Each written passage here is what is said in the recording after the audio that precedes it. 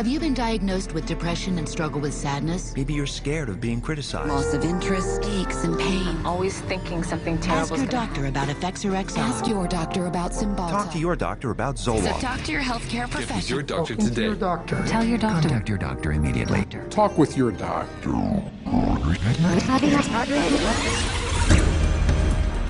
Over 40 years ago, leading psychiatrists met in Puerto Rico to map out their vision of the future. We see a developing potential for nearly a total control of human emotional status, mental functioning, and will to act. Their plan? To create by the year 2000 a range of psychiatric drugs regulating every aspect of human behavior. Yeah, I was diagnosed with depression and put on Paxil. ADD, and I was prescribed Ritalin. General anxiety disorder, prescribed Zoloft. Bipolar disorder, and I take lithium. PTSD, Zoloft. I was on Paxil. When they placed me on Zoloft. They gave me Adderall. I was prescribed Siptamil, Tegretol, Lexapro, Depakote, Stelazine, Adderall, Concerta, Orazine, Prozac, Lorazepam, Effexor, clonazepam, Ritalin, dexamphetamine, Paxil, Silert, Prozac, Adderall, Elavil, Depakote, Wellbutrin, Seroquil, etc., etc. 100 million people worldwide are on psychiatric drugs. How did this happen? Psychiatrists convinced them they were sick. They want you to think you're diseased from birth, and that all those experiences of life, childhood and adolescence and teenage years and adulthood and being a senior citizen, that these are all various stages of disease. Because let's face it, we've all been depressed at one time. We've all been anxious at one time. These are normal emotions that we feel. Every emotional and spiritual problem is reduced to a label. And of course, all of those diseases require pharmaceutical treatments. This is big, big business. While generating a healthy income, claiming to be medical professionals, psychiatrists will freely confess that their profession is devoid of science. We don't really have any specific blood tests or other tests that are definitive for any mental illness whatsoever. It would be neat if it would become much more scientific. Well, if you go to my office and you tell me that you're depressed, there's nothing, no blood sample or whatever, no tests. There are not current available tests to verify your diagnosis. I don't use any tests. You do not have a test to say, well, this is this disorder and this is the best medication for this disorder. For many years we thought we had the tests nailed down, but it turned out that they weren't of any value. If you don't know what's causing the symptoms, then to give somebody something to alleviate the symptoms is close to impossible. By the time a drug's approved and it hits the general population, we don't know even 50% of the side effects that are involved with that drug. And these pills cause heart attacks and liver problems and immune system problems and lots of other medical problems. So you're playing with fire. Every day, psychotropic drugs cause serious adverse reactions. And while psychiatrists and drug companies fully understand the dangers of the drugs they sell, their unsuspecting customers are left to suffer the consequences. Everything became worse. Each mood swing was worse. He would have chronic headaches, chronic, nausea, not feeling good. She was very agitated. Very, very jumpy. She was having horrible hallucinations. Her personality was disintegrating. Once he started on that drug, the cloud just stayed over him and stayed over him and stayed over him. It got darker and darker. He thought there wasn't anything worth living to kill himself. That was not Matthew. That was the drugs. At least I would like to have said, I love you. I didn't get a chance to do that. In addition to crippling scores of people daily, every month, psychiatric drugs kill an estimated 3,000. But the human devastation would never have gotten this high if psychiatrists hadn't worked hand in hand with drug companies to promote their drugs to doctors throughout the world. Today, 70% of all psychiatric drugs are prescribed by general physicians. And how was this accomplished? Marketing. It's about creating a good story that uses science, that convinces a physician to think about writing a prescription. This is not science. This is incredibly effective marketing. It has nothing to do with science. They use what I call statistical contortionism. Basically just skew the numbers, make everything look fantastic, you hide the bad numbers. They're learning every trick in the book. They're evolving into efficient marketing machines, and it's working. There's definitely an unholy alliance between psychiatry and pharmaceutical sales. That's a marriage made in heaven. They're like conjoined twins. They're joined at the wallet. And with 374 mental disorders filling psychiatry's diagnostic manual, and more on the way, business is booming. Pharmaceutical companies have expanded their roster of psychotropic drugs from 44 in 1966 to 174 today. The top 5 psychotropic drugs combined gross more money than the gross national product of each of over half the countries on Earth. Altogether, the psychiatric industry rakes in $1/3 of $1 trillion a year. How could this have happened? It's a tale of deception that may be difficult to believe, but fatal to ignore.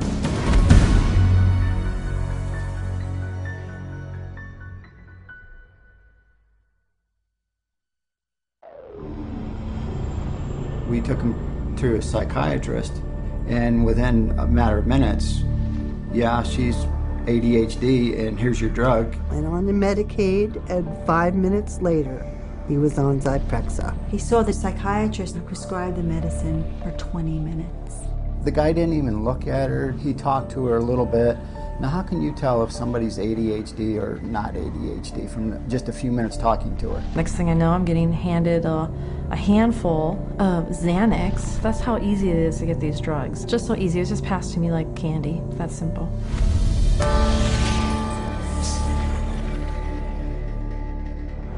If a person were to walk in off the street, sit down with a psychiatrist, the chances of him being prescribed a drug before he were to leave the office, I would have to put it at 100%. Psychiatrists prescribe drugs.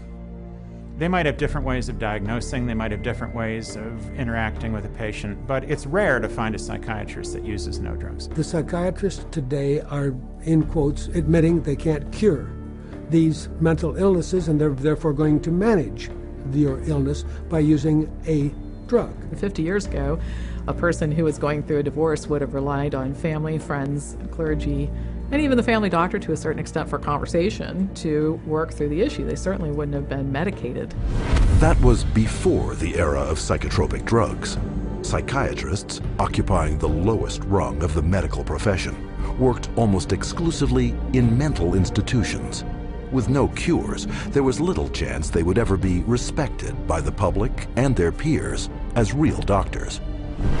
Psychiatrists had for years been on the fringe of medicine.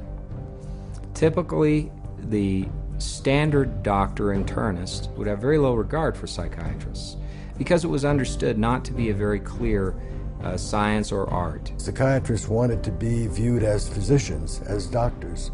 And in order to be viewed as physicians and doctors, the people they dealt with had to be viewed as patients.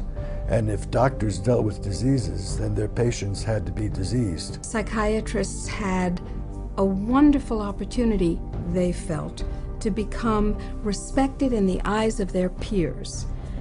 They raced to create a whole diagnostic book called the DSM, the Diagnostic and Statistical Manual, which was created by consensus. A group of psychologists and psychiatrists get together, and if they have made common observations, they have a vote and they now classify a new disease. And they give it a number and it graduates into the DSM classification. And it's a dangerous book. It's a book that has many disorders that could apply to any one of us, because the disorders are not real medical diseases. And it's things that apply to nearly all of us at times. Are you afraid of meeting new people? Are you afraid to speak in front of a large crowd of people? Does it make you nervous to go and to talk to your boss about a complaint? You can invent a mental disorder based on a checklist of symptoms, and that is exactly how the Diagnostic and Statistical Manual, the billing Bible for psychiatry, works. Since the DSM's first edition in 1952, the number of diagnoses has steadily grown. from a slender 130-page booklet listing 106 so-called mental disorders, the DSM has bloated to a voluminous 886 pages. It is only through the use of this book that psychiatrists can diagnose, drug, and bill for services. In fact, the psychiatric industry currently uses the DSM to collect over $72 billion in private and government insurance money. The DSM is used to diagnose and then give a label, and the label is used for billing purposes. That's how they get paid. You have to have a term in the Diagnostic and Statistical Manual in order to then call it a disease and treat it as a disease and write a prescription for it.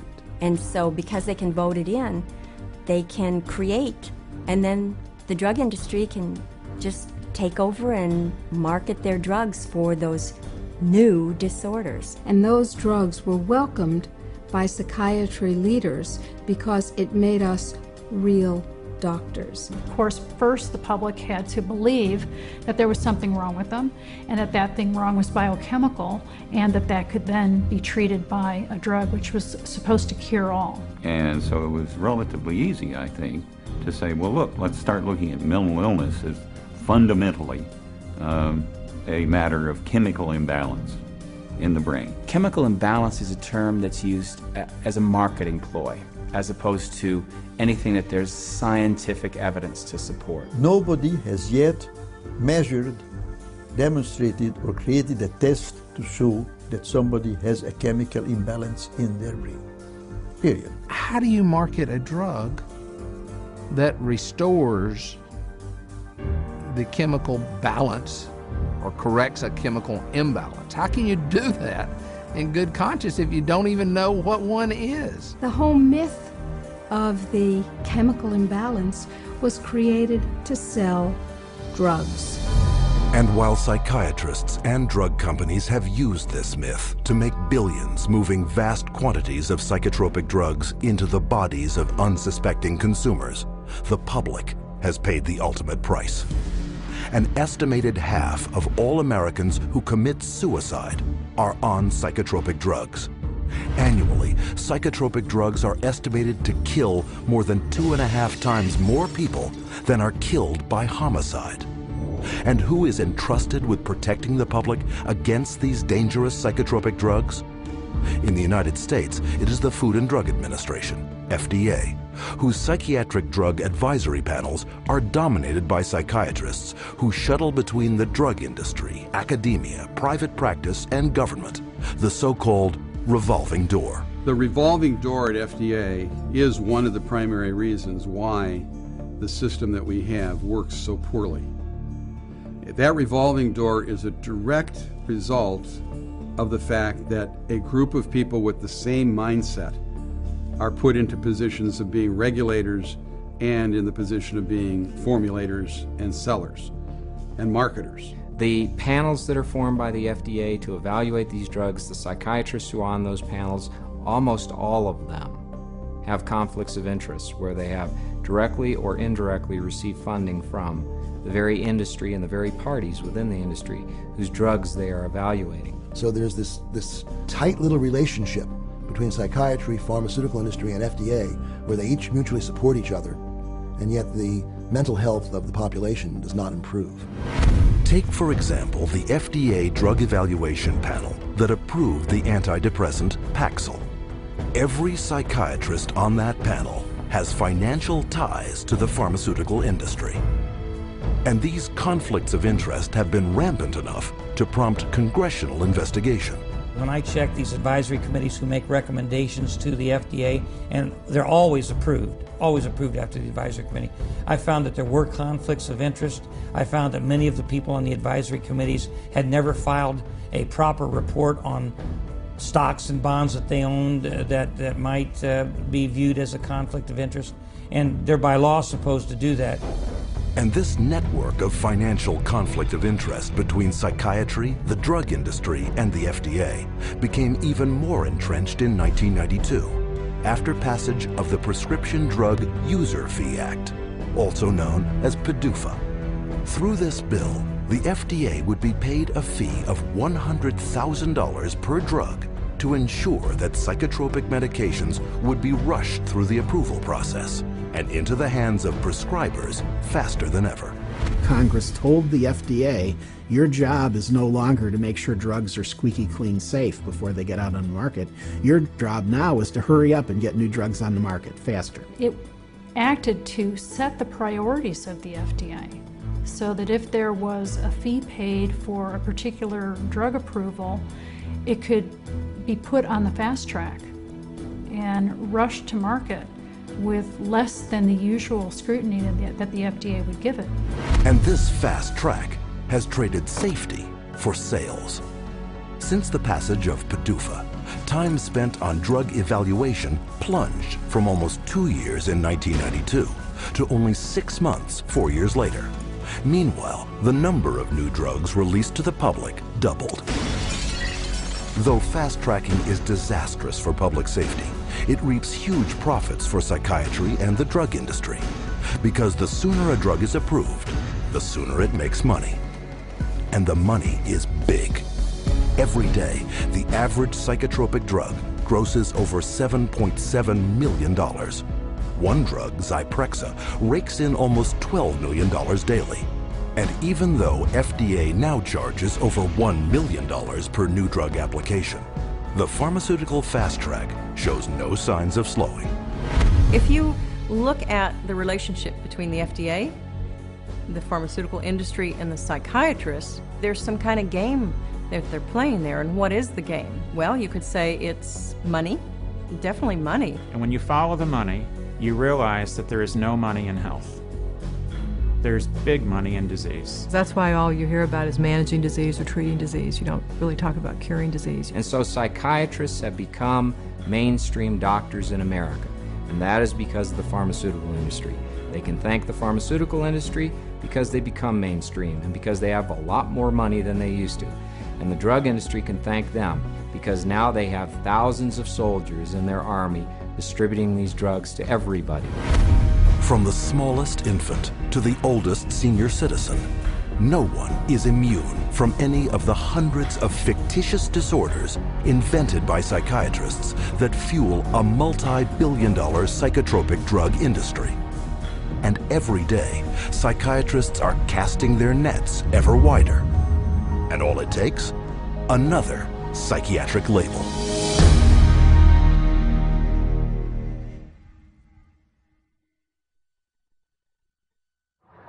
How many people do you know who have been diagnosed with a mental disorder? One. With a mental disorder? 2. I'm sure a couple. I know a few. About 3 or 4 personally. Probably 4. Half a dozen? I'll say about 9. At least a dozen. I'll bet I could count 15. 20 that I personally know. My oldest son is diagnosed. My mother was diagnosed. Kid from my childhood. My friend and ex-boyfriend. Just my grandfather and cousins. A friend of mine, friends. A sister, my neighbors. 2 friends. A girlfriend. A niece. 1 friend. My mother. All my friends, everybody I know.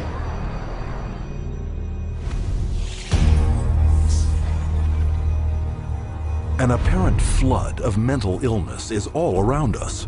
Where is this coming from? Psychiatrists, whose diagnostic and statistical manual can label anyone walking the earth today as mentally ill. Psychiatrists, I believe, they look at every human being and they divide humans into 2 classes, clients and potential clients. We see this no more prevalent in any field than in the field of the mental disorders, where one disease after another is invented and then popularized and the public is made to worry about it. It's a disease mongering. It's the selling of sickness. You know, sometimes it's a drug in search of a market, and it's giving public awareness to minor conditions with the ultimate goal is to sell more medications. It's not caring for people. When you run out of symptoms, you don't have any more clientele to market to. So you have to invent disease. And with psychiatric medications, you can invent diseases all day long. Look at human variation. Everyday things like shyness, sadness, or even situational depressions like grieving, postpartum depression, they all become studied, and prescriptions start to get written for these drugs. Before these drugs were introduced in the market, people who had these conditions would not have been given any drug at all. And so it is the branding of a disease, and it is the branding of a drug for the treatment of a disease that did not exist before the industry made the disease. Case in point, shyness, a common life situation, voted by psychiatrists into their diagnostic and statistical manual under the name social anxiety disorder. You know, people are nervous. Well, they come up with, say, social anxiety disorder. SAD, they'll call it SAD. And the connotation is that everybody ought to be happy, and that here's a drug that can make you happy. So that a common occurrence, which is every now and again everybody's sad, we ought to be treating with a drug. Well, then they'll get this PR firm to drum up business for this. They'll put out all these studies that find, you know, there's so many people afflicted with this SAD, you know, and they'll start putting it in magazines, they'll start putting it on TV, they'll start a patient advocacy group that say, you know, that we're all affected by this, and then they'll come out with Paxil works for this. So they go to the FDA and they said, well, we ran this study and this works for this new invented disorder. And that is SAD, social anxiety disorder. And millions of people suffer from it. And it's purely fictional. It's a normal human emotion that everybody experiences at certain times or another, but they make it into a disease. Paxil, once it got approved by the FDA as the first antidepressant to be used for social anxiety, it took off huge. And it just moved from number 3 in the market amongst its peer drugs to number 1 in the market. Social anxiety disorder is just one of many made-up psychiatric disorders fueling the boom in psychotropic drug prescription. Psychiatrists work to promote what the latest disease is going to be.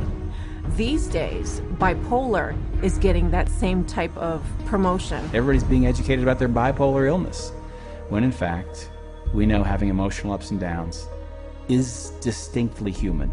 Now bipolar is thrown around like water. You've got bipolar, I have bipolar. If I'm up today, I'm manic. If I go home tonight and I'm depressed because I'm tired, that shows I have bipolar disease. It's a lot of hokum. Have you ever worried with seeing all the increased media on it that you might have a mental disorder? Yes. And which one is that? I would say bipolar.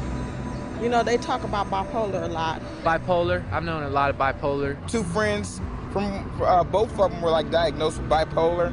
My neighbor, she was bipolar. I was diagnosed with bipolar. My mother had bipolar. He was actually bipolar. Schizophrenic bipolar. Bipolar and obsessive compulsive. Bipolar and ADHD. Bipolar disorder. Bipolar, yeah. Bipolar situation. Bipolar. Bipolar. Bipolar. Bipolar. Bipolar. There are 3 personality disorders, and then the most recent is bipolar. And that's just been in the past year. Spearheading the popularizing of bipolar disorder, especially in children, is psychiatrist Dr. Joseph Biederman, a paid speaker, advisor, and researcher for 25 different drug companies. In 1996, the drug companies funneled all this money to this Dr. Biederman. He's well known. He's the one that came up and said that there's bipolar disorder in little kids. This was unheard of. There was no bipolar disorder in any kids.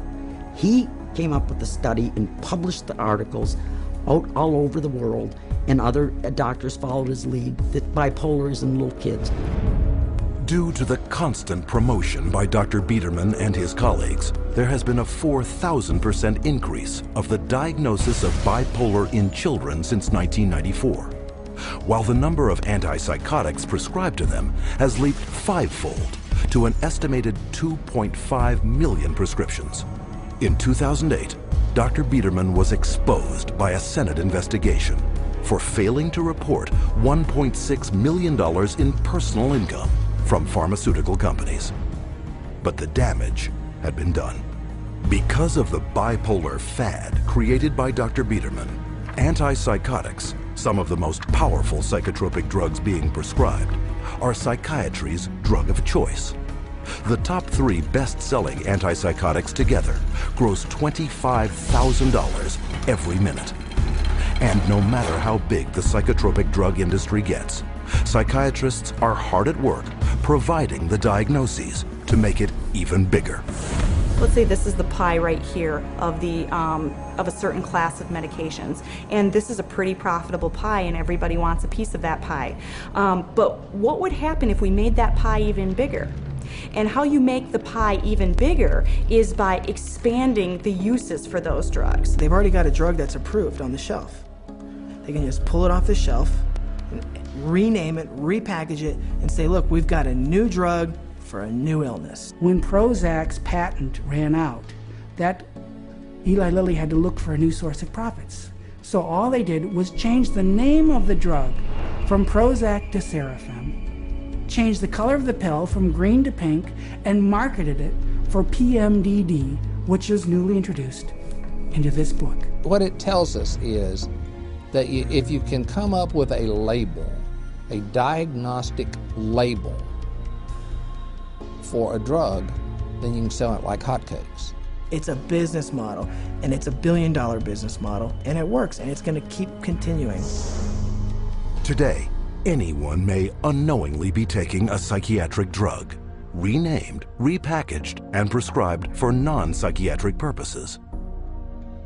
Zyban, prescribed as a cure for smoking, is actually the antidepressant Wellbutrin. Cymbalta, a psychiatric drug for depression and anxiety, is now being marketed as Yentrive for urinary incontinence. Psychiatric researchers are testing psychotropic drugs on such wildly varying conditions as obesity, alcoholism, gambling, hot flashes, herpes, nausea, itching, shivering, and excessive hair pulling. It is a pill for every ill, and practically no one is being told how dangerous psychiatric drugs are. As a chemist, I'm making these drugs. They're proving deadly in our labs, and they're proving deadly in other labs. Dangerous, ineffective, causing the exact same thing they're supposed to treat. How are they selling them?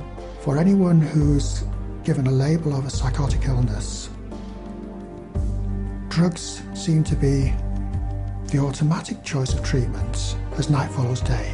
That's all psychiatry does. It's dominated by psychopharmacologists who do nothing but manage symptoms by dispensing pills. That's it. And they don't work.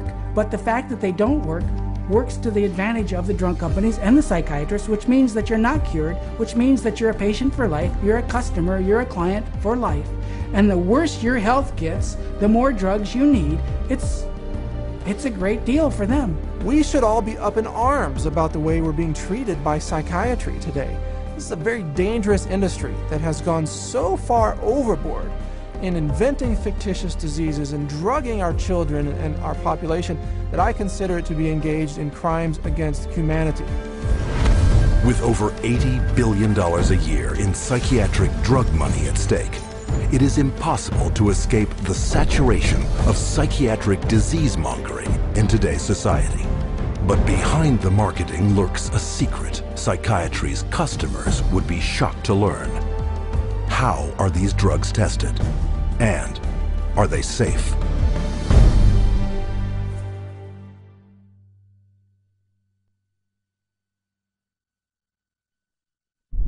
No one knows precisely how these psychiatric medications act. We don't know if I give you a medication if it is going to work or not. There's not a great deal of scientific support for using them. I myself, I try to pick a drug whose side effects might be useful. You have to choose what is the best option. We don't have sure methods. There are no rules. Everything it's an art, really. Often it's trial and error. It's a kind of a trial and error. It's trial and error. Some degree of trial and error, I guess. A blind man's bluff or something like that. You never know if it's the right drug. It's a much more complex subject. There's always going to be huge surprises, and that's what makes it so difficult. The best psychiatrists in the world will mess up all the time.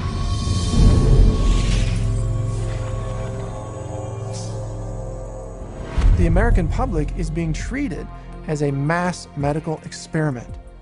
We are all being treated like guinea pigs by the pharmaceutical companies, the psychiatric industry, and the FDA. They are basically testing drugs on large parts of the population without really knowing what the results are going to be. It's a very dire situation that we're facing. We're talking about people's health and in many situations, people's lives. These are very serious issues. As dangerous chemical compounds, psychotropic drugs are tightly regulated by governments throughout the world. And for any new psychotropic drug to be approved for use, it must undergo tests intended to protect the public. When a pharmaceutical company develops a new drug that they want to send to the market, what they do is they have to run it through clinical trials. They have to be able to provide to the FDA safety data to say this is a safe and effective drug. In clinical trials, psychiatrists are engaged to do the research. And we could bank on the fact that these psychiatrists are tied to the pharmaceutical companies. And the psychiatrist puts their name on there, they're seen as an expert.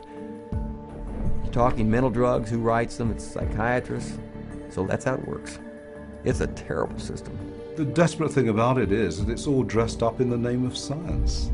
It's not science at all, it's pure marketing. But they get away with it because it's called science. There's really no test, no x-ray, there's no chemistry that shows you have this condition. It's really just the opinion of someone who is probably taking money from pharmaceutical companies to prescribe drugs to people. Where's the biochemistry?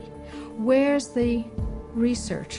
Where's the substantiation? And the answer is it vaporizes like mist in the morning. It's not there.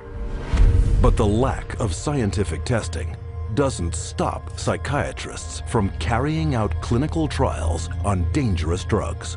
Clinical trials are supposed to consist of 4 phases of precise scientific drug testing, the first 3 of which must be submitted to governments for regulatory approval.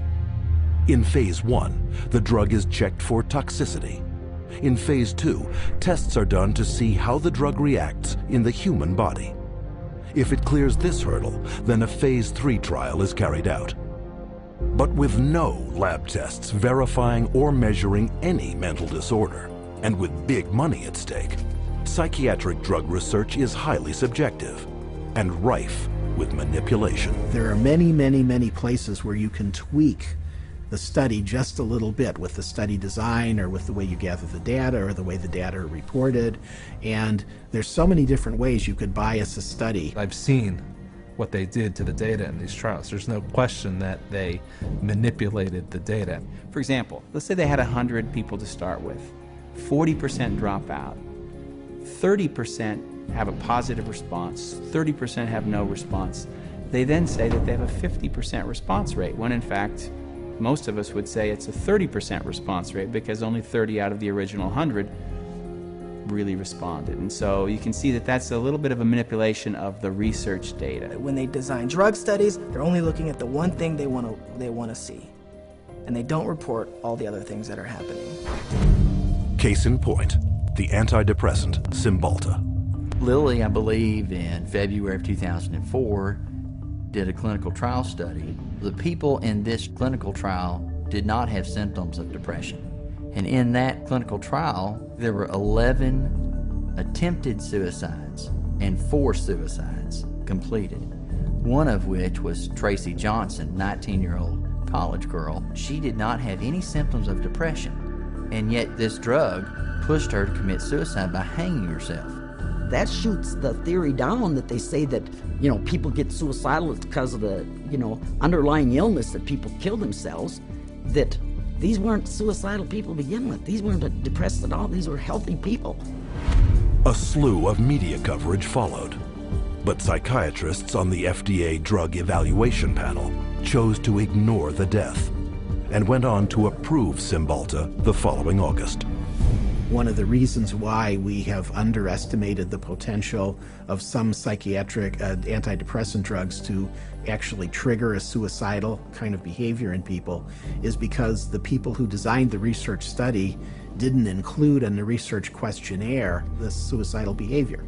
And then you can report that we had 0 incidents of this type of behavior among our subjects. And then the response is trumpeted as if there's something magical about it, when in fact what's happened is a whole statistical tap dance routine that violates good science. However, on the basis of that kind of phony trial, the drug can be marketed. Keep in mind that when a drug is tested in the clinical trials, it's only a very short period of time. The final phase of testing can be anywhere from 5 to 6 weeks. The longest of those studies was 8 weeks. The shortest was 4 weeks. So these are not long-term studies. I think most physicians and most people taking the drugs assume they're long-term, 1 year, 2 years, 3 year studies. They're not. They're very, very short studies.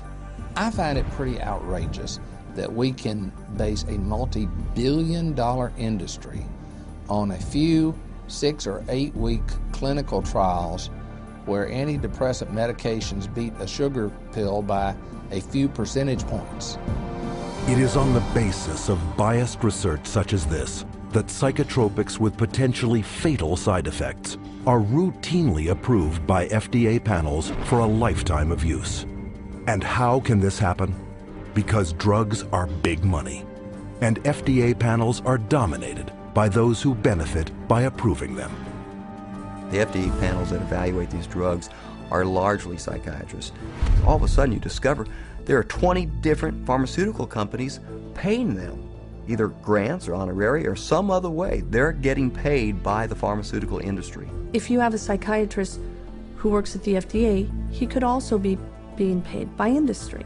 He might sit on industry panels or discussions or get paid to be a speaker. What I found in working with physicians at the FDA was that they could have dual positions. They could sit on an industry board. They could be influenced by industry. If you've got 10 FDA scientists or 10 committee members, it's just a matter of 6 saying yes, the drug is safe, 4 saying no. And in almost every single case, those 6 saying that the drug is safe and effective always have pharmaceutical ties. They're getting paid, they're getting funded somehow or another. Have you been diagnosed with depression and struggle with sadness, trouble sleeping, anxiety, or low energy? Ask your doctor about Effexor XR. With Phase 3 approval a foregone conclusion, the marketing blitz begins. But while psychiatrists have already begun promoting and prescribing these drugs throughout the world, there's one more phase yet to be carried out. Phase 4.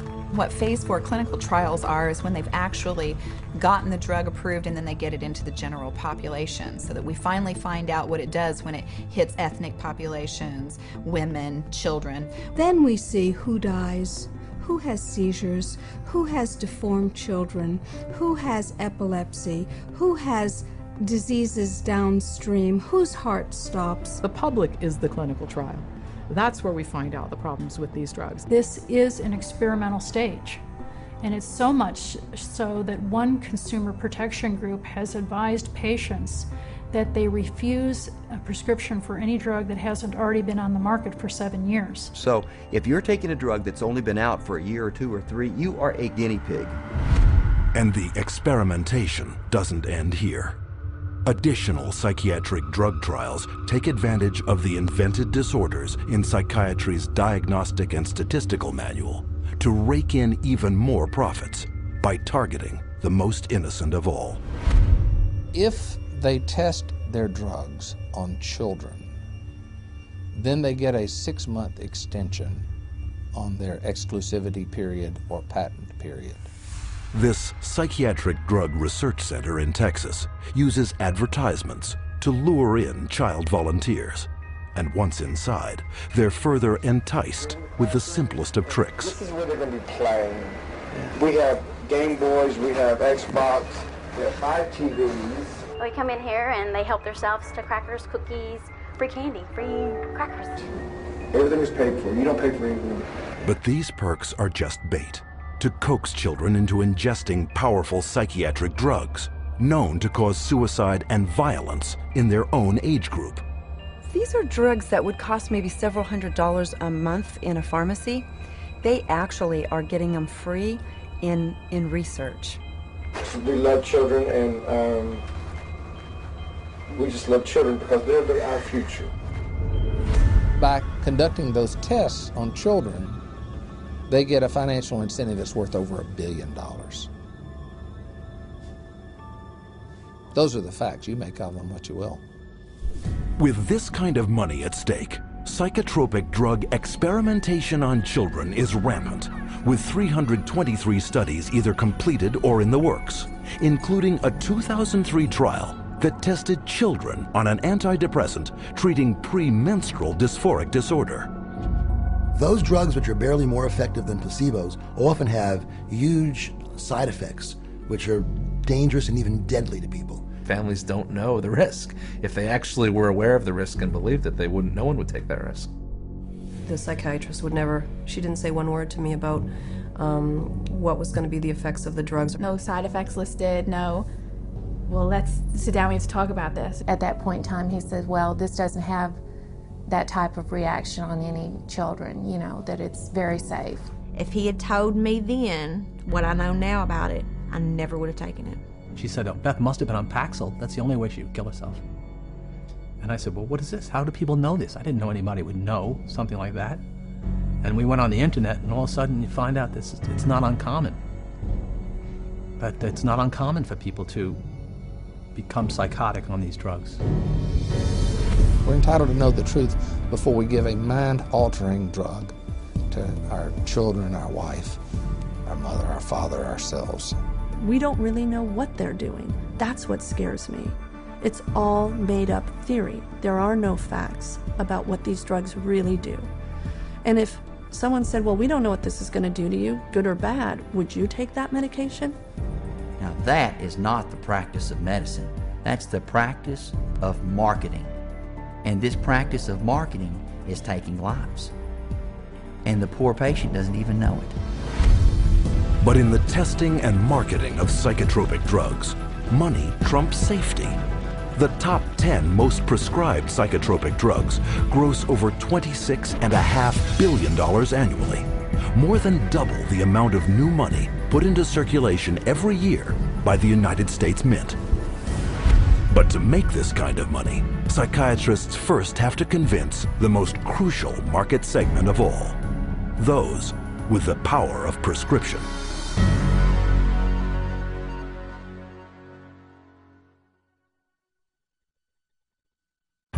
The psychiatrists specifically, they're just kind of working as sales agents for the pharmaceutical companies.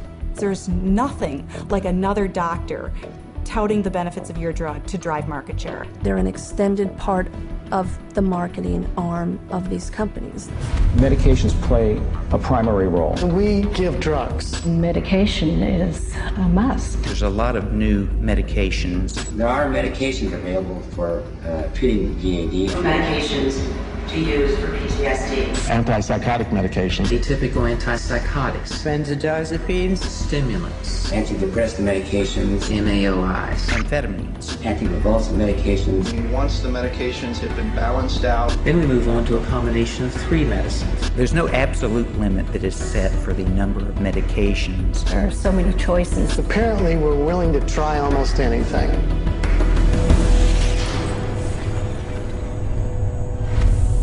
Psychiatric drugs can't be sold without a prescription, so pharmaceutical companies hire psychiatrists to promote psychiatric drugs to their fellow prescribers.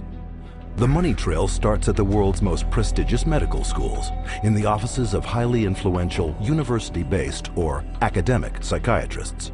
With their seal of approval, pharmaceutical companies make billions on psychotropic drugs.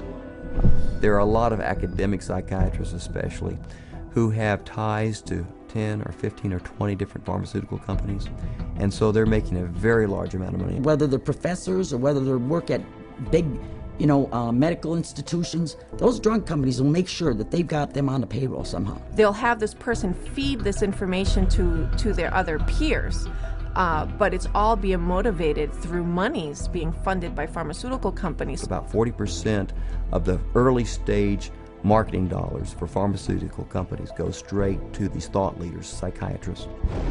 These financial arrangements with so-called key opinion leaders are very lucrative.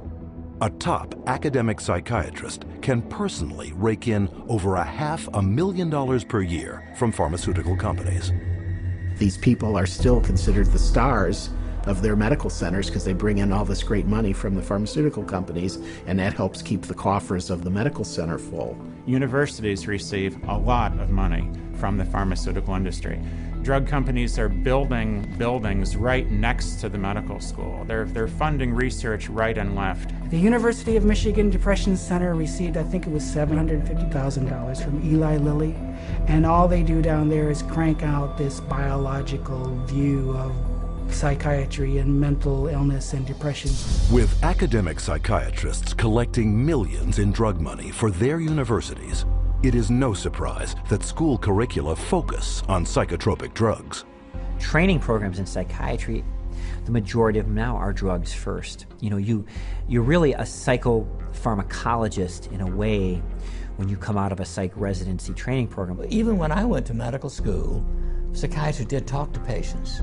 Now all they do is write a prescription and send them away. A psychiatrist is trained for one purpose, to administer psychiatric drugs.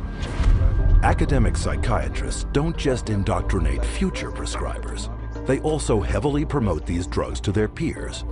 First, by creating clinical trial studies, passed off as unbiased research that push both an invented psychiatric disorder and the drug to manage it. These studies are planted in professional journals to be read by their colleagues and quoted in the media. But what readers don't know is that an estimated 50% of the time, these psychiatrists never took part in the studies.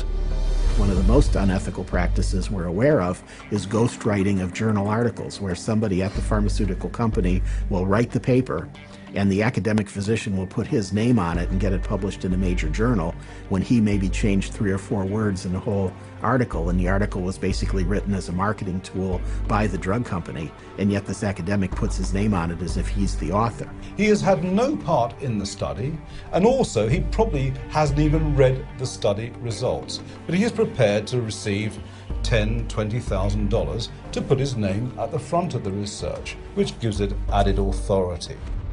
Ghostwriting is so common that even the psychiatrist running the FDA department evaluating psychiatric drug safety has attached his name to ghostwritten articles.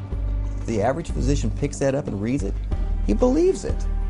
And it's not a mystery that he would believe it. It seems reasonable that it's in black and white, it's in a good journal, it's in the New England Journal of Medicine, it must be true. These journals are often sent free to psychiatrists and doctors under the guise of legitimate medical research. And why are they free? Because pharmaceutical drug ads reap huge revenues for their publishers. So if you go through a medical journal, you'll see page after page of advertising for bipolar disorder and treatment of using medications, or advertisings for depression and the treatment of using medications, schizophrenia. So it's really everywhere. I remember just a couple of years ago, the first time I opened the journal from the American Psychological Association called the APA Monitor, and there was a multi-page ad, high gloss, very expensive, for Concerta, which is time-release Ritalin. I resigned from the American Psychological Association.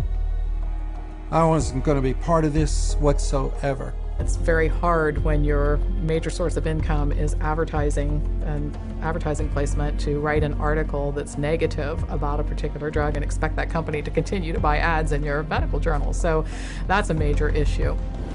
But psychiatric key opinion leaders aren't satisfied with filling medical journals with ghostwritten articles. They also spread the gospel of psychotropic drugs at conferences in continuing medical education, or CME. Physicians and nurse practitioners and physicians assistants are mandated to take a certain amount of continuing education credits every year. Well, 70% of all continuing medical education is now funded by the pharmaceutical industry. That seminar is going to be taught by a professional who is employed by the pharmaceutical company. The very nature of where someone is giving you your support means you are biased to that person's side. Many physicians and many psychiatrists who attend medical conferences don't know that when they go to that conference meeting that's about antidepressants, antipsychotics, and it's generally an academic psychiatrist who's speaking, They don't realize that person's probably making about $10,000 for that 1 hour speech. But you don't have to be an academic psychiatrist to get a piece of the pie. Psychiatrists who heavily prescribe psychotropic drugs are generously rewarded by pharmaceutical sales representatives for drumming up local business. Psychiatrists, especially high prescribers, are targeted and gifted extensively by the industry. Now that gifting is where you need to get specific. That was not unusual during our marketing conversations to say, well, what's our top drug writer? You know, who's the doctor that's prescribing the most of this drug? Well, you know, let's send them to the Kentucky Derby. We offered trips on some occasions to come out and hear a 2-hour talk, but it happened to be on a nice island in Hawaii. There were a lot of things that we did day in and day out to try to get the doctors to write our drugs, or in my case, to write for the psychiatric drugs. We did a lot of lunches and dinners, and we brought in speakers, and those speakers were obviously paid by us, and we would wave, you know, renowned studies at them from renowned journals. But of course, we would never say that these studies were paid for by our company, and that it was written by a ghostwriter who was paid by our company, or that our company tends to do a ton of advertising within that particular medical journal. We would never say that. With over 300 million psychiatric drug prescriptions written every year, high prescribing psychiatrists are richly rewarded for opening up new markets. They receive up to 25% more pharmaceutical money than any other medical specialty, an average in one state of more than $45,000 per top psychiatrist per year. Psychiatrists get more kickback from the pharmaceutical companies than any other branch of medicine. The profession of psychiatry couldn't keep its journals afloat, couldn't keep its conferences afloat, couldn't keep its organizations afloat without money from drug companies. The drug companies really have psychiatry in their pocket. This is a profession whose diagnoses have been heavily influenced by people who are heavily influenced by the pharmaceutical industry, and whose treatments are almost exclusively these days pharmaceuticals. We should be able to count on them. I do not believe that we can. Due to the ceaseless promotion by psychiatrists, psychotropic drug prescription has permeated not just psychiatry, but the entire medical profession. But this promotional campaign has a second prong that lines the pockets of psychiatrists more than any other. And this one directly targets you.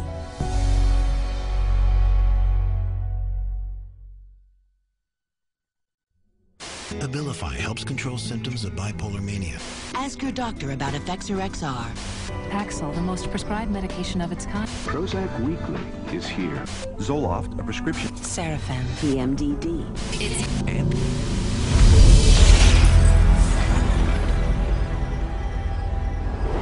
psychiatrists and drug companies don't hype psychiatric drugs only to fellow prescribers.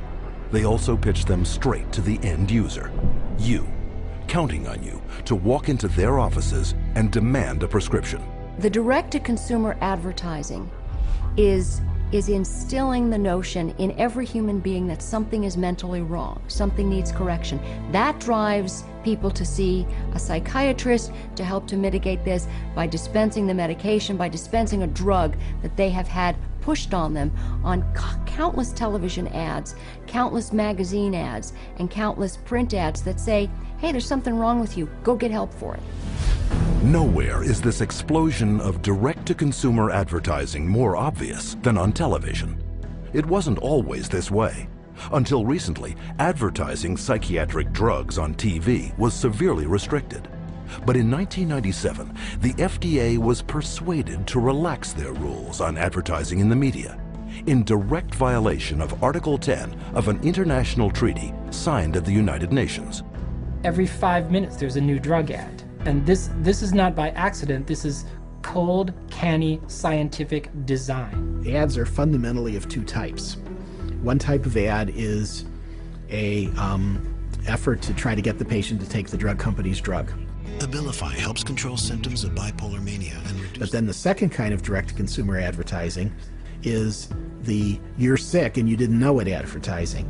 You could be suffering from generalized anxiety disorder. Because they want to create sales, so what they're going to do is tell people, do you have these symptoms? Do you have this disease? Do you have this particular condition? But they hit it so hard on television that people say, ask your doctor, ask your doctor. Every commercial is a referral to the doctor. See, they're working for each other. Ask your doctor about Cymbalta. Depression hurts. Cymbalta can help. I can go to my doctor and say, here are my symptoms, and walk out with the prescription I want. I can ask for a drug by name, and most of the time I'll be given drugs. So basically I'm my own doctor. The industry defends what it's doing by saying this is some kind of public health education campaign.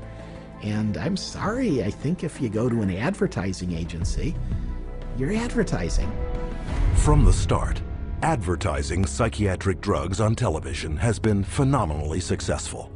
In just the first 3 years, sales of psychiatric drugs skyrocketed by 250%. With grosses now hitting record levels, the drug industry is spending $2.9 billion a year in TV advertising alone. And once this drives people into the offices of psychiatrists, they can be hooked using another marketing ploy: free samples. The industry is willing to give out millions of dollars worth of free samples because it generates billions of dollars in sales. You want a prescription and you want Prozac written forever as a maintenance therapy. So you establish that with some free Prozac up front. Here, take this sample, it doesn't cost you anything, and then if you like it or if it seems to work, then we'll make a prescription, but you're going to have to pay for that prescription. The sample is free. So it's really a marketing technique. They got a cash cow. Zero refill means you've got to go back to the doctor for another consultation, for another subscription, and it just goes forever. This is business. This is money. Some direct-to-consumer marketing is camouflaged as public information. Psychiatrists regularly appear in the media, warning the public of the latest mental illness epidemics and hawking their latest breakthroughs. They write articles planted in newspapers and magazines that further their mental health awareness campaigns. Even patient advocacy groups claiming to offer unbiased information on psychiatric drugs are, upon closer inspection, pharmaceutically funded front groups managed by psychiatrists. They were started specifically by the industry themselves, and the public isn't informed of that. You know, it's basically a great big lie to the public that they think they're going to a charitable organization that has their best interest at heart. Case in point, children and adults with attention deficit disorder, or CHAD, the biggest and most well-funded front group for the makers of stimulant drugs. Stephen Plog is a former CHAD executive. When I became the CHAD coordinator for Las Vegas, they gave me a manual, and in it said, we want to provide unbiased information to help and support people who have ADD. For the next 30 days, we put 22 parents and their kids on a program with lab tests to find out what their causes were, eliminated their causes, they got prescription-free, medication-free, side effect-free, and they got better with their self-esteem, and they became actually happier, healthier, and more successful. Chad found out about this, called me up and says, we do not allow people to talk about nutrition in any of our seminars. We only prescribe going to a psychiatrist who will only prescribe drugs and therapy. So they said you can no longer work with us, and they fired me for simply recommending that parents go get a lab test, find out what the causes are, and eliminate the causes. They do not allow that. They only allow medication and psychiatric treatment. Psychiatric patient advocacy groups also promote psychotropic drug treatment by broadly issuing public marketing surveys disguised as medical questionnaires. You can take a survey of maybe 16 questions. And if you are a normal human being who's lived through ranges of emotions of normal life experience, if you've known the exhilaration of the birth of a child, a niece, a nephew, and the devastation of a divorce and the loss of dreams, and answer honestly to those questions, you will diagnose yourself as bipolar. And the instructions that come back along with the diagnosis or the warning that you're probably bipolar say, print this out and take it to your doctor.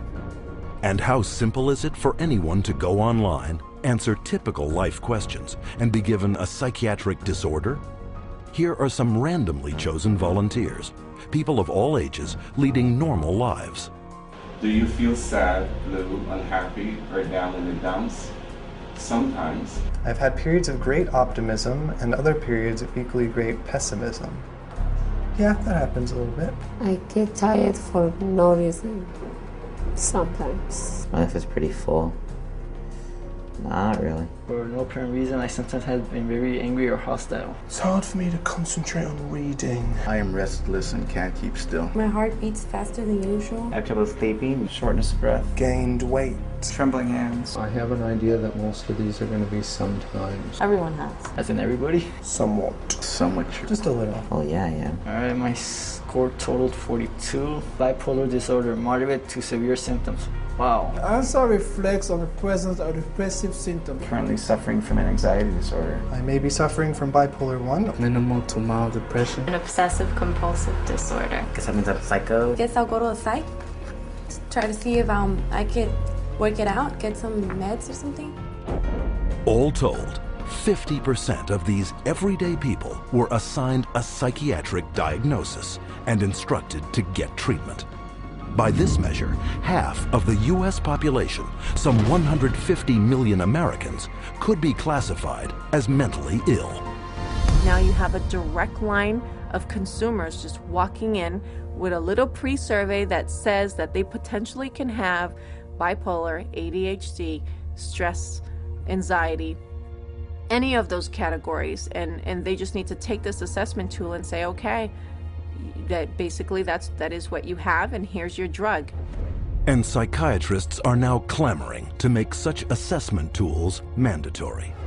Take Teen Screen. Under the guise of a suicide prevention program, mental health tests are administered in the schools to diagnose and drug children. Children such as Chelsea Rhodes, who left for school one morning an average teenager and returned home with a psychiatric diagnosis. The Rhodes family in Indiana, their young girl went to school one day, and all of a sudden they told her they were taking her into her room, and they move her into her room and give her the 10-minute Teen Screen test.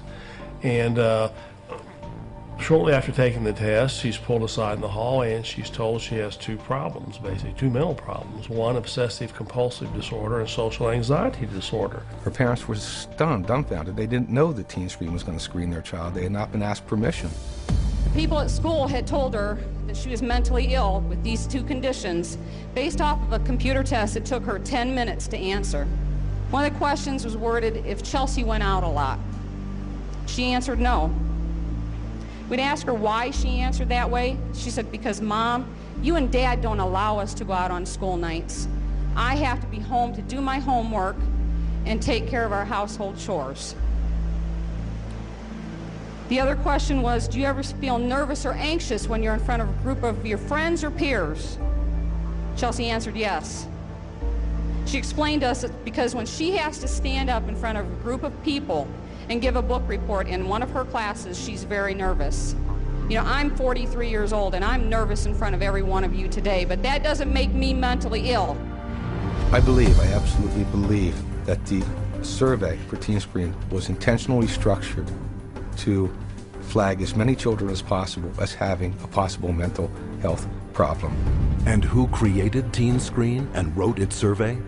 Dr. David Schaffer, a psychiatrist with extensive ties to the pharmaceutical industry. Schaffer's questionnaire is anything but scientific. In a study he himself conducted, Schaffer admitted that 84% of all students were falsely flagged as suicidal. But what was not admitted is how traumatic the consequences can be. Alea Gleason was only 11 years old when she took a screening test at her middle school in Texas. It was 7th grade, and they had all the girls go into the cafeteria because they said that a lot of girls have depression, so they was working on some depression screen. Next thing I know, there's those middle schools tell my husband that CPS is there at the school taking Alea because she's suicidal. I'm like, suicide? I'm not trying to kill myself. I love myself. I've always loved myself. So I don't know if she was eating at the school or they'd already taken her away. When they took Alea, my girls and I, we didn't sleep for about a good 3 days. For the first 3 days, because my house was empty without her. And they was making me sign papers talking about if you don't take these medicines, you can't see your parents. So they was telling me, you know, if you take your medicine, you can see your parents. My daughter was on 22 different types of medication that this one psychiatrist gave her. They drugged me up so bad that they said they had to drag me. And I used to wonder how I got to my room. When I saw for myself what they were giving her and how much and how often, I just thought, they're gonna kill this child. And the parents were helpless. Then after a while, that's when I was just like, I'm not about to take no more medicine until I call my parents. And then that's when they was like, okay, well, we're gonna give it to you anyways. They restrained me and shot me up. I was in 4 points. They laid me out on my stomach with my feet like this and tied me up. One day, they must have put her in about 12 restraints in one day. They said I was restrained about 70 or 80 times. After a couple of months, they was like, you know, your parents don't want to see you. They don't want to talk to you or anything. So I was really hurt. We tried everything. Nobody know. We didn't know what hospital. We didn't even know where they taking her. After 2 weeks, you're supposed to hear, or you're supposed to be able to see your child. They didn't give me that. I didn't see a layer till 6 months later. But I was a good child. I didn't deserve for that. And it messed up a lot of things. To this day, I still wish that I could just go back and be like, man, you know what, I'm not even gonna take the test. I would always tell every parent I see, they was ask me, don't do the team screening, because it will mess up your family. Psychiatric screening programs such as these are fast on the rise. Teen Screen alone is currently screening hundreds of thousands of school children in over 500 American schools in 43 states. Has nothing to do with helping kids, has nothing to do with mental health, has nothing to do with medicine. It has everything to do with the pushing of drugs. So it presents itself as being a wonderful, altruistic program, whereas in fact, I believe its cold-blooded and cold-hearted intent is to recruit more children into the very subjective diagnoses of mental illness and to treat those kids with medication. But the psychiatric drug push doesn't end in the classroom.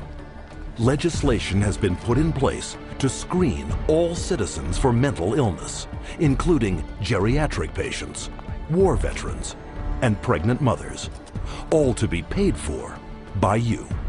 Psychiatrists benefit from both ends, from the pharmaceutical end for being paid to write the prescription, and then from the patient for being there to receive the prescription. It's an industry that cannot allow the human condition to go unmedicated, and I think this is where the problem begins. If everybody considers themselves to be sick in some way or more than one way, and that the only control, the only hope for their happiness is to be on pills for the rest of their lives, that's the goal. The pharmaceuticals in the psychiatric community are a cleanup, and that's what it's all about. It has nothing to do with helping our kids or, their mental health. It's all about money. Today, drug companies spend over $5.3 billion a year marketing prescription drugs, almost 9 times more than a decade earlier. The result? Worldwide sales of psychotropic drugs have soared to $80 billion. And all while psychiatrists willfully ignore the vast human tragedy they are creating.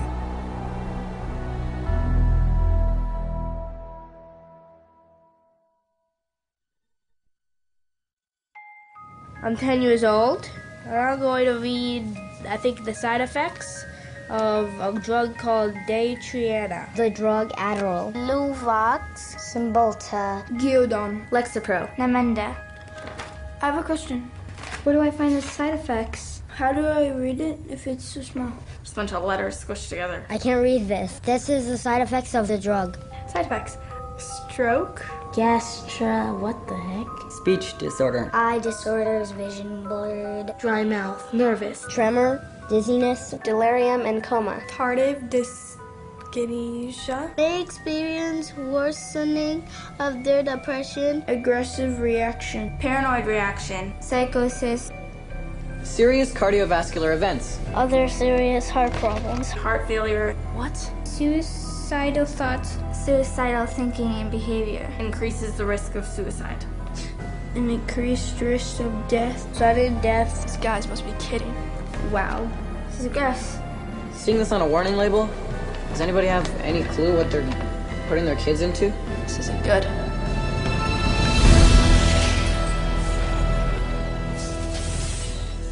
No drug has side effects. They're all effects. Side effect is just a way that doctors explain away the effects that they don't like or you won't like, but they're effects. These are the effects of these drugs.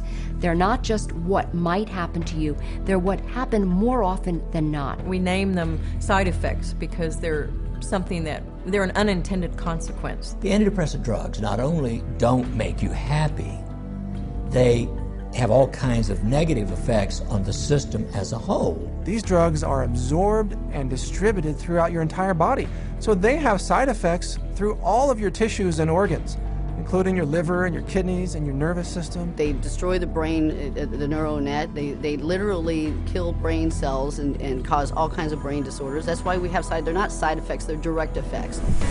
But while psychiatrists continually downplay the multitude of severe health risks to the public, candidly, they had no problem admitting them to our cameras. I think I tell them the main side effects. I don't tell them every side effect because there are so many possible side effects. I would say the majority of patients experience some side effects. People get side effects to every medication you try. They all have side effects. All kinds of side effects. Lots of side effects. Physical feelings of sickness. Headaches, insomnia. They can't sleep. They can't eat. Drowsiness. Sedation is very frequent. Restlessness. Appetite stimulation. Neurologic side effects. Tremor or muscle spasms. Stiffness. Weight gain. Obesity. Weight gain and stuff like that. Decreased performance of sexual functioning. Sexual side effects can happen. Sexual dysfunction, etc. I've never had anybody die or anything, but I've had people faint and stuff, and it's really sort of unpredictable. You name it, and it can be a side effect. And why can't psychiatrists predict what adverse reactions you will get? Because not one of them knows how their drugs work. At least with street drugs, people know that they're dangerous, that they should be off of them. With pharmaceuticals, people are told they're safe to take every day. But far from being safe, psychotropic drugs are increasingly being exposed as chemical toxins with the power to kill. Some of the side effects that have become of concern lately are suicide, increased risk of suicide, increased risk of homicide. These aren't people that were horribly depressed when they were given a drug. These are people who are given a drug for social anxiety or difficulty sleeping or mild depression and then become suicidal. And so when they become suicidal and they kill themselves, what the doctor does is go back and say, oh, well, it's because they were depressed. The label itself, the disorder, is what is blamed for the side effects. When in reality, it's the drug that is causing the side effect. It is the drug that is the problem. Drugs such as the antidepressant prescribed to Woody Witzak, who took it not for any mental complaint, but to help him sleep. My husband and I, Tim, his nickname Woody, we were married just 2 months shy of 10 years, so we've had a long life together. And Woody was a guy who was healthy. He was a big runner. He's never had a history of depression or any other so-called mental illness. He was given Zoloft for insomnia. I find Woody one night completely sweat through his shirt in fetal position, kept going, Kim, you gotta help me, I don't know what's happening to me. It's like my head's outside my body looking in. Kim, help me, help me. We did breathing, listened to music, prayed, anything to calm him down from this head outside his body feeling. And a week later, he was found dead hanging. A guy who loved life. Psychiatrists claim their drugs save lives, but according to their own studies, psychotropic drugs double the risk of suicide, with one increasing the risk by a factor of almost 7. As a pharmacist who has been studying the problem for the past 7 years, I do see a glaring connection between the high use of these psychoactive substances and the rise of violence. If people knew that the mechanism was not known of these drugs, that they could cause, if there's a real chance for them to get a homicidal tendency or even suicide, if you take the drug, there's a chance you may want to kill yourself. And I could repeat probably a dozen other examples of significant self-inflicted harm or significant violence to others in patients who had never had that experience in their adult life. Patients such as Wyoming grandfather Donald Schell. Donald Schell was a man in his 60s, a gentleman, a family man, a funny man. He had had periodic episodes of depression, but never any real serious mental health issues, and became depressed, had a down period, went to a general practitioner and was given Paxil. 2 days later, he shot his wife, his daughter, his 9-month-old granddaughter, and then himself.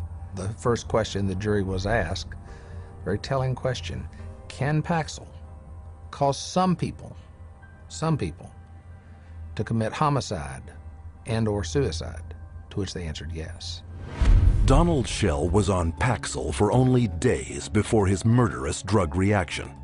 But long-term use of psychotropics has also proven to create a lifetime of damage, an unwelcome fact ignored by psychiatrists. In the long run, the side effects may actually be worse than the original condition. I don't think the average patient has any idea that the long-term use of this drug is now associated with very serious diseases, with diabetes, with kidney failure, with tardive dyskinesia, a movement disorder that's very serious and permanent and irreversible. You can be affected by these drugs in any part of your body, your brain, your heart, your kidneys. That's why people die early very often, because they are prescribed things, and the long-term effects are, in some cases, the death of the individual. And more damage is created by polypharmacy, where psychiatrists make a fat living prescribing multiple psychiatric drugs, one to offset the effects of another. If you have drugs that create side effects, that gives you a ready market for more drugs to cure the side effects. It seems to me that it's a self-propagating system. And what ends up happening is that each one of those new drugs that's added into the scenario brings on another symptom for which there's another drug, for which there's another symptom, for which there's another drug. And it just snowballs into a vicious circle of one drug causing the need for another drug. Sometimes people come and they're on such a cocktail of so many different drugs for so many different things. It's rare now that I see a senior citizen that is on less than 5 or 6 drugs at one time. Some 12, 15. One will lead to the next, and they're all toxic. This is how the game is played. And as psychiatrists spread their lucrative game of psychotropic drugging further and further into society, children have become the latest and most tragic of casualties. Rebecca Riley, 2.5 years old, they diagnosed her with bipolar disorder and ADHD. They had her on an antipsychotic, they had her on a heart drug, they say, for ADHD, and they had her on an anti-seizure. And then one other one for side effects. 4 drugs at 2.5 years old. She can't even zip up her own pants. She's like a little rag doll. The school nurse, 2 teachers, the principal, the social worker, all said they never seen any behavior in this little 4-year-old girl that would warrant these kind of medications. And all specifically called this doctor and said, please take her off these. She died at a little over 4 years old. This little girl that didn't have a chance, and the psychiatrist just let her. Instead of standing trial and facing prison time, Rebecca Riley's psychiatrist, Dr. Keiko Kifuji, hasn't even lost her license. One might well ask how psychiatrists get away with it. The answer lies in a legal concept known as standard of care. The standard of care is based on what do other doctors do? What would a reasonable physician do in this situation? And the reality is that what most physicians do is prescribe medications. As long as they've done their paperwork properly and documented that this child had the symptoms that led them to this conclusion, they appear to be completely protected from any kind of a lawsuit as a result. The standard of care is what allows doctors to seriously injure or even kill a patient with total impunity. So the standard of care now has been implemented to where you can get away with, if you're a medical doctor, psychiatrist, you can get away with murder. And the death count keeps rising. Psychotropic drugs now kill an estimated 42,000 people every year. The cost to society is very real and very devastating, but the medicine they're practicing isn't real. It's a hoax. Profit always comes before patient safety, and they take a very short-sighted view. It's all about how can we make money today, not what price are we going to pay tomorrow. The trail of destruction that a psychiatrist leaves in his path is of no concern to that guy. It's all that money. And the money is big. Psychiatry is today over a $300 billion industry without a single cure. And as more and more breakthroughs are promised by psychiatrists, their running total of sick, injured, and dead victims continues to escalate. Unprotected, it is the public, you, who must fend for themselves.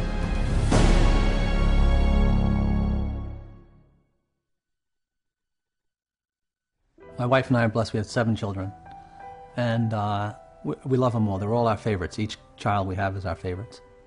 And Beth was extremely special. She was kind, generous. She had like a really sweet and caring personality. She had this beautiful smile, like an inviting.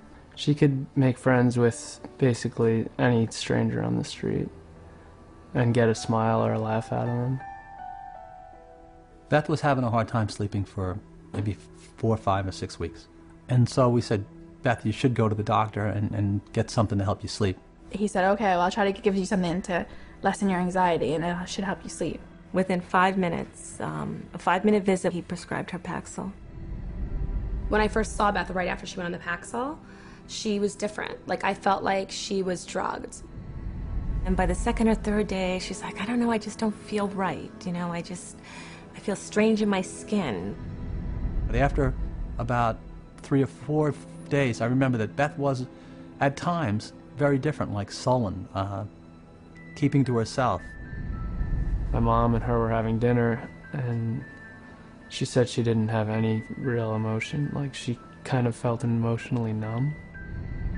She was like a different person. Like, she just seemed like she was under the influence of something. She didn't seem like herself. She seemed like she was tripping out.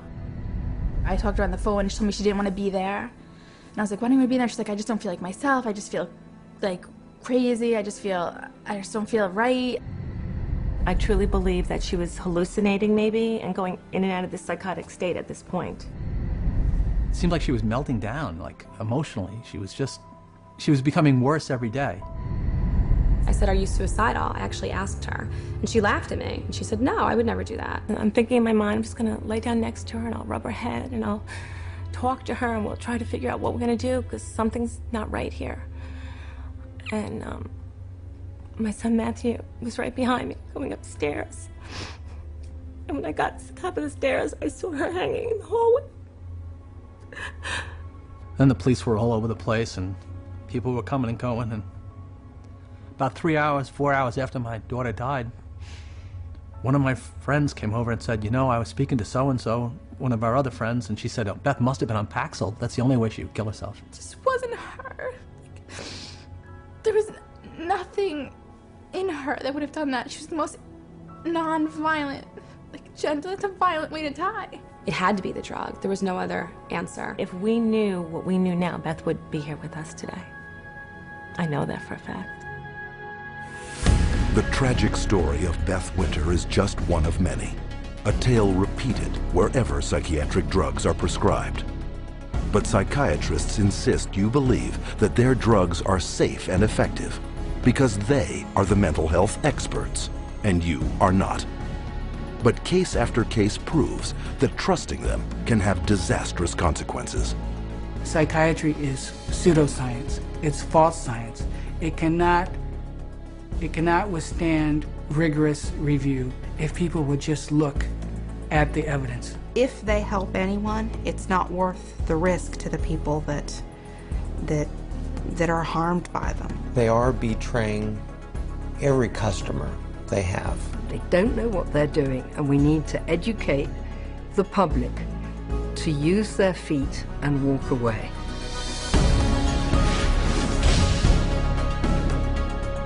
And how can the public become more educated?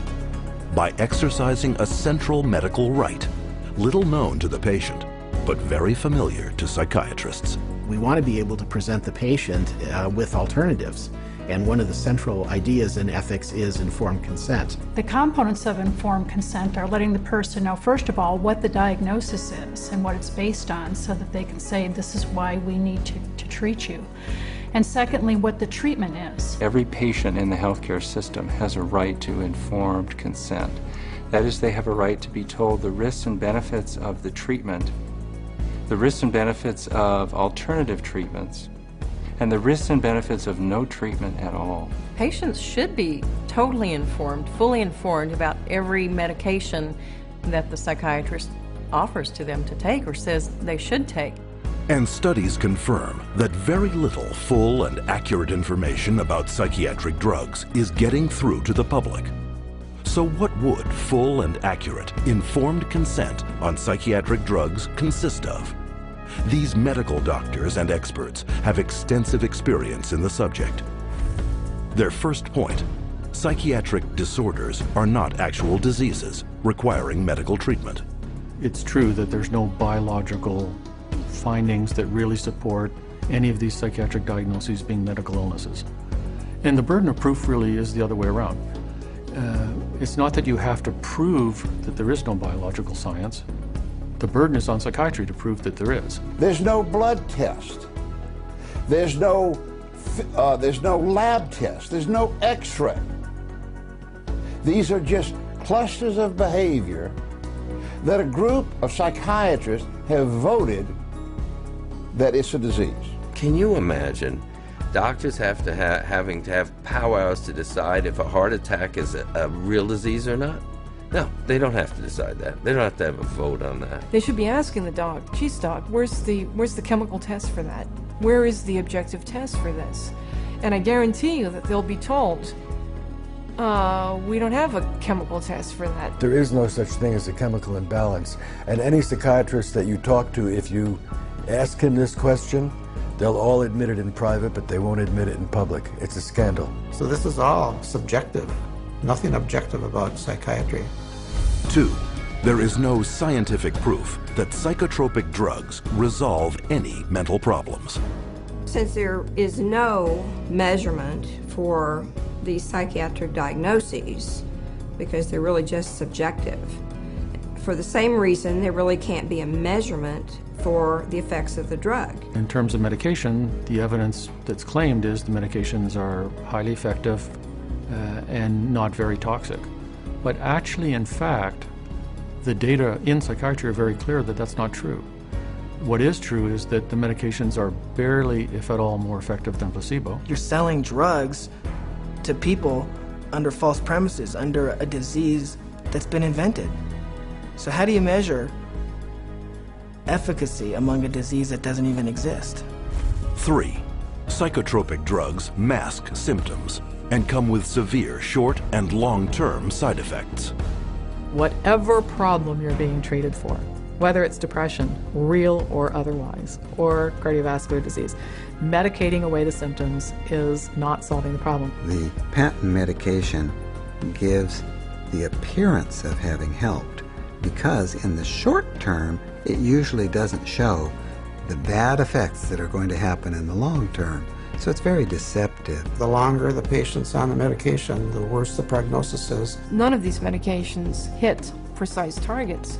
You begin accumulating all kinds of collateral damage. In other words, other organs in the body are actually harmed. So for the first time, we're seeing kids in grade school or middle school who have type 2 diabetes and who have the beginning stages of cardiovascular disease. So you see Parkinson's disease, you see tardive dyskinesias, you see other movement disorders. Is it true that we're now seeing a lot of death from psychiatric drugs? Absolutely yes. 4, psychotropic drugs can cause dependency and addiction.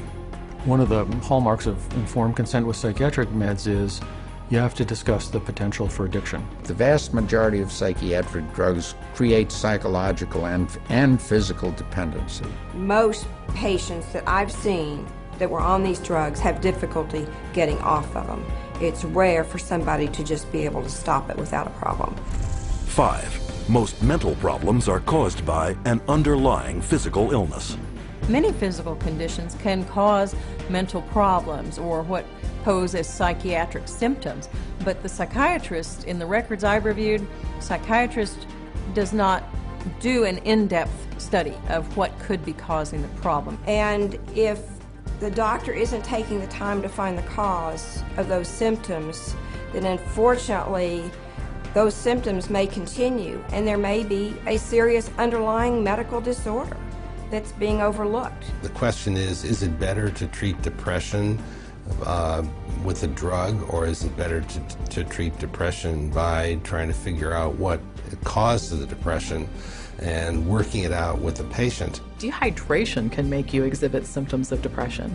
Sleeplessness can make you exhibit symptoms of depression. Eating a terrible diet, hypoglycemia, being sedentary, all of these things are biological reasons for having symptoms of depression. I have in my practice children who are misdiagnosed as having ADD, ADHD, who really have Lyme disease. 70% of all what are classified as mental illnesses actually have a physical cause, a physical problem causing that. 6.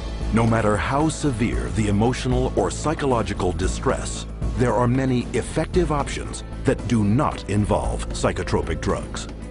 Once you've proven that there is no problem in the body and that there is no malfunction in the brain, then you have to begin to address these other levels of the self.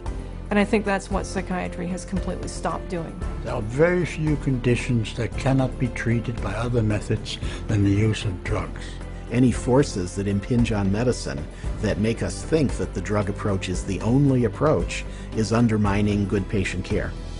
And because most non-drug options are rarely told to patients, true informed consent is almost never given. When you get into informed consent, it's almost a responsibility of the patient to make an inquiry about the hazards of the drug and not rely on what the psychiatrist or physician tells them. We can't go in and abdicate our responsibility as consumers simply because somebody has an MD after their name or someone is a psychiatrist and we think they know more than we do. The best way to protect yourself is to educate yourself, is to ask questions not only of your doctor, but to do your own research. Don't be ignorant, be informed. Get information from as many places as you can. That's how you'll be an intelligent, skeptical consumer, and that's how you will protect the safety of yourself, your children, and your entire family from this industry of death known as modern psychiatry. And as modern psychiatry has permeated our world over the last 50 years, so too has psychotropic drugging. But there is a way to expose this medical abuse by reporting all complaints and adverse psychiatric drug reactions to your National Drug Regulatory Agency. MedWatch is the federal reporting program in the United States.